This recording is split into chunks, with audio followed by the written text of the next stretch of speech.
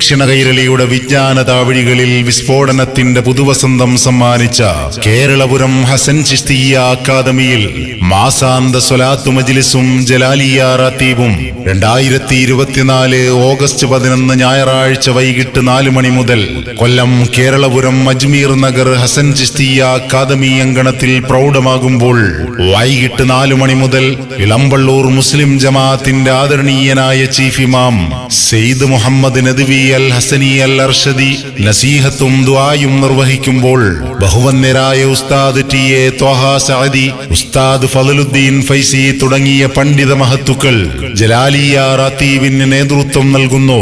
അഹ്ലു ബൈത്തിലെ നിറവസന്തം നജ്മുസ്സാദാത്ത് സയ്യിദ് നാസിമുദ്ദീൻ ബാഫക്കി തങ്ങൾ MFF കൊല്ലം സ്വലാത്ത് ദുആ മജ്ലിസിന് നേതൃത്വം നൽകുന്നു.